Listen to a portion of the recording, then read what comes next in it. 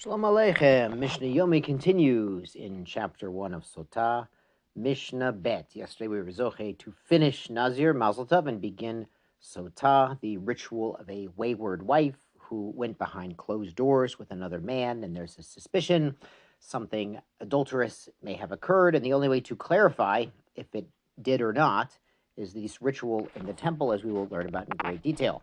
Yesterday, we explained the first step in the Sotah process is a husband warning his wife not to go behind closed doors with a certain man. Now, Mishnah Bet picks up. It says, Ketzad Mekone Law. How does he warn his wife? Amar Law, if he told her, Bifnei Shnaim, in front of two witnesses, Al Tidabri im Ish Ploni. Do not speak with Mr. Ploni, with a certain man. He specifies the target. V'dibra imo, and then she speaks with that man. Adayin hi muter leveta. She is still permitted to remain his wife, part of the family. Muter lechol truma. And if she is Mrs. Cohen, then she is allowed to continue eating truma. Now, the Gemara explains this first example is an example of what is not a valid warning, what is not a kina, which creates the possibility of sotah. Simply telling his wife not to talk to someone, well, talking is not forbidden. What's actually forbidden is being alone together where there's an opportunity for something more to happen. Though it is really important that we're sensitive that there's a big spectrum among Jews in Judaism. Sometimes in some segments of society, the women and the men don't really talk much, or they say hello, good morning, but they don't really have conversations. And in some, it's very, you need to be, you need to be attuned to the people you're around, the society you're in, and try to make people feel comfortable and not awkward. The Mishnah goes on, Nichnesa imo leveta seter, if she entered with him, with Mr. Ploni, to a private area, v'shahata imo, and she waited there with him, they spent time there, kedei tuma, enough time for something adulterous to occur, and the Gemara explains it's a pretty short time.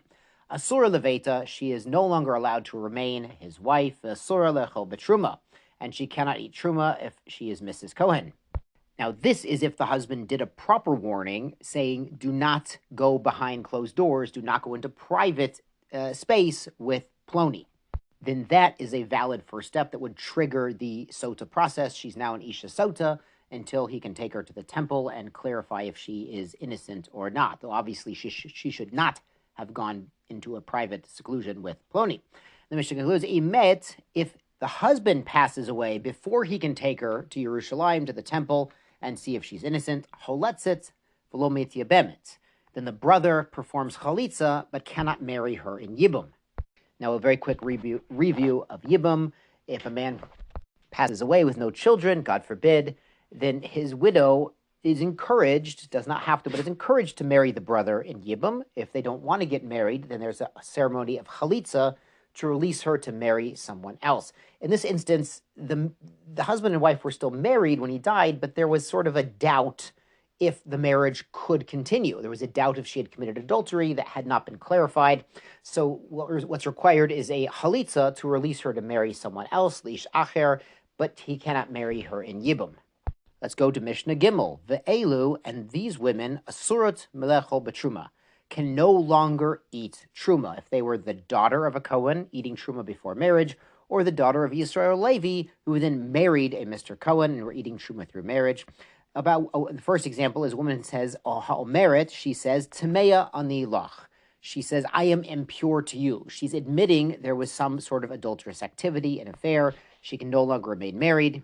They would, in fact, have to get divorced. She would forfeit her ketuvah, and she forfeits her right to eat truma, even if she had originally eaten truma before marriage as the daughter of a Kohen.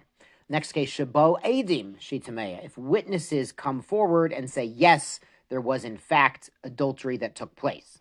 Now, in these cases, she's not a sotah, even if, because once you have edim, that there was actual adultery, you don't have to go to the temple to clarify if she's innocent or not. We're quite aware that she is not. Next case, homeret eini shotah, a woman who says, I will not drink the water. They took her to the temple in Yerushalayim, and they were about to perform the ritual, which involves drinking the sotah pop, the water that's prepared for this ritual, and she refuses to drink it. Now, we're going to learn later if this is before they wrote down the scroll with Hashem's name, then she's allowed to refuse, and she will lose her ketuvah. She'll get divorced, but she doesn't have to go through with the ritual if she doesn't want to. We'll see it's embarrassing. People can come and see, and if she's guilty, she'll die publicly. So, it could be she's innocent, but she just doesn't want to go through with it.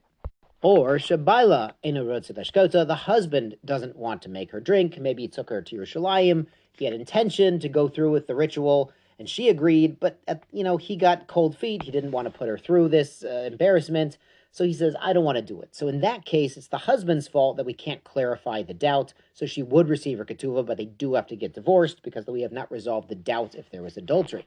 Shabala ba'aleh b'derech, or if the husband and wife had an intimate relationship on the road, meaning on the way to the temple.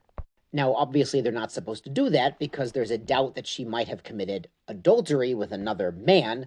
But if somehow they reconcile and he says, I don't care what happened, I forgive you anyway, in such a case, the husband isn't really standing up for his own right to have the temple and the ritual clarify if she's innocent or not. So it wouldn't work. So he forfeits the opportunity to have her go through the Sotah ritual and clarify that she's innocent. They cannot stay married, though. They might have reconciled once on the way to Yerushalayim, but that's all they get. They cannot stay married because there's this unresolvable doubt if she had committed adultery. So on this point, the Mishnah explains, Keitzad Osila, what do we do for an Isha Sotah situation? Molicha, they bring her in, the Beit Din, to the court, Sheba'ot Makom, in the local city or village, wherever they are. And the court there is going to hear the testimony of the witnesses that there was a kinui, there was a warning, as we said in the first Mishnah, and also the witnesses that she went behind closed doors with another man. Now, if there's witnesses there was actual adultery, they wouldn't send her to Yerushalayim. But if there's witnesses there was a warning by the husband and seclusion with Ploni, then they would send her to Yerushalayim. The Mishnah adds, V'mosrin lo, and they would send along with them Shnei Talmidei Chachamim, 2 scholars. Shema yavo aleha b'derech, because the husband might reconcile with the wife on the road there, and they would be intimate. The Gemara explains, if the 2 sages see that this is happening, they can explain to this couple, listen, if you reconcile now and you do this forbidden intimacy now, you'll lose your opportunity to prove your innocence in the temple in Yerushalayim, so it's really not a good idea. Rabbi Yehuda disagrees. He says, Bala neman aleha. Says the husband would be believed that he had not had a relationship with her, so he could bring her by himself to Yerushalayim without having these 2 sages go along. It's day 13 of the Omer, so real quick, there's a minhag, there's an ancient custom to learn the Gemara of Sotah between Pesach and Shavuot, because there's 49 days, there's 48 pages, so it works out. So since we're doing Mishnayot Sotah, we're Mekayim the Minhag, we're related. All of Yisrael is Arevim Zelezeh. We're all together in this mission to learn Torah and make the world a better place. Yashar Kochachem, sei gesund.